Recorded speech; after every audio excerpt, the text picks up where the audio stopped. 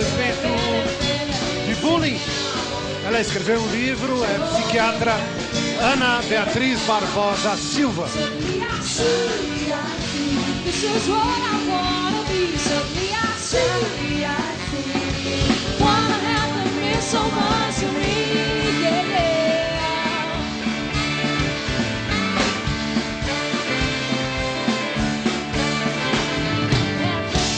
Muito bem, Ana, muito obrigado pela tua presença. Por favor, deixa eu mostrar o livro que semana passada recomendei aqui. Aí deu certo de você hoje, nesse dia, estar aqui com a gente. Mentes Perigosas nas Escolas, Bullying. Tudo começou aqui, a partir de uma conversa, quando um garoto que estava ali em cima se levantou, deu um depoimento. Eu falei, nossa, é um problema que a gente precisa realmente ficar mais atento. E criamos uma campanha, semanalmente a gente está falando a respeito disso, mas muita gente ainda confunde. Até semana passada a gente teve uma conversa aqui com o Bruno Mazeu, com depoimentos de vários humoristas, e até um garoto tinha uma dúvida se bullying não era humor, não era uma certa forma de humor. E evidentemente que não. Mas eu gostaria que vocês começassem esclarecendo isso. Essa diferença, né? Porque o bullying é feito em grupo, em cima de uma pessoa específica e causa transtornos graves. Tem uma coisa que eu costumo dizer o seguinte: quando é brincadeira, todo mundo se diverte. Quando um grupo se diverte em função da humilhação, do sofrimento de alguém, não é brincadeira.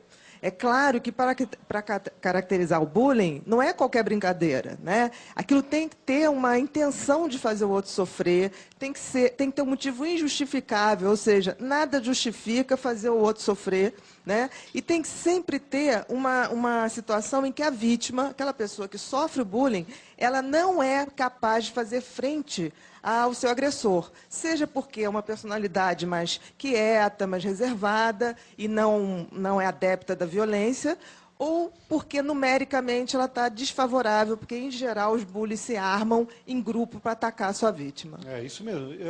E isso não quer dizer que as pessoas não possam dar eventualmente apelidos que sejam bem recebidos até pela própria pessoa. Eu estudei com um cara que até hoje, quando eu falo com ele, ô Napão, ele, ô, beleza, tudo bem. É o Napão. Ele absorveu isso, não era feito com uma intenção. Não, ele se sentia acarinhado de uma certa maneira. Muito bem, eu gostaria que vocês tivessem perguntas, se é que tem, a respeito do bullying, para conversar aqui com a Ana, não é?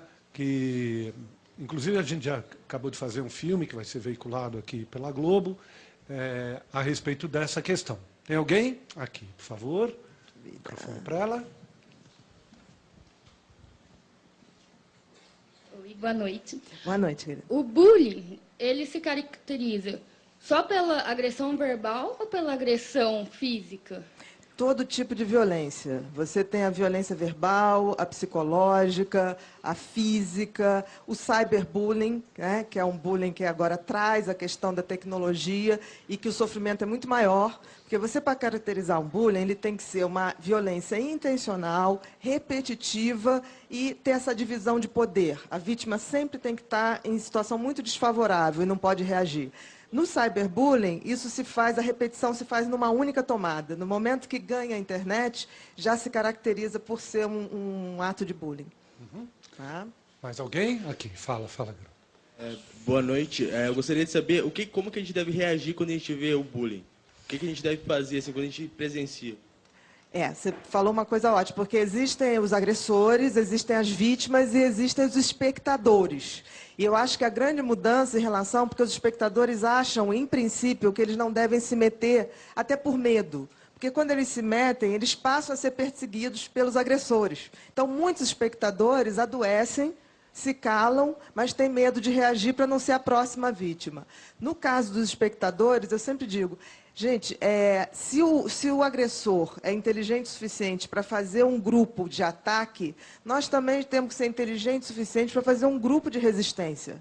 Eles não são a maioria. O Thiago não, então, eu ia fazer uma pergunta até advogado do diabo. Então, até que ponto o bullying, assim, do péssimo, foi importante também na formação do caráter dessa pessoa, né? E como é que tipo de resiliência essa pessoa teve de ter para se tornar alguma coisa? Porque alguns outros que sofreram bullying pegaram uma metralhadora e Exatamente. mataram várias pessoas. Né? Ou se mataram.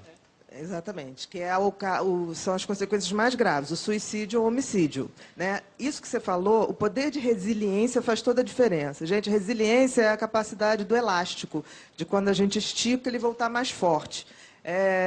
Para resumir, uma pessoa que tem resiliência, quanto mais o que não mata, fortalece. Né? Então, o que a gente vê é que as pessoas que sobrevivem ao bullying, em geral, com poder de resiliência, elas têm essa capacidade de sobressair e talvez isso seja a grande virada que elas dão para ser respeitada.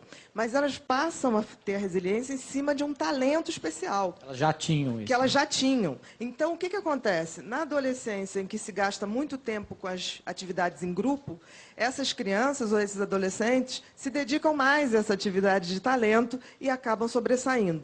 O que está em jogo não é, porque sempre é muito sofrido. Por exemplo, muitas pessoas, fiz questão de ter um capítulo nesse livro que eu falo de todas as grandes personalidades que atribuíram ao fato de sofrerem bullying o sucesso extraordinário que fizeram. E aí tem a Madonna, tem o Steven Spielberg, tem o Phelps, David Beckham. Quer dizer, todos eles relatam isso. Mas isso não justifica, quer dizer, as pessoas podem ter sucesso de uma vez que a gente identifique o talento e dê força para isso, mas elas não precisam ser rejeitadas, né? Okay. Então, acho que cabe a gente assim, fazer essa identificação, uma admiração muito cedo pelo que as pessoas têm de diferença bacana.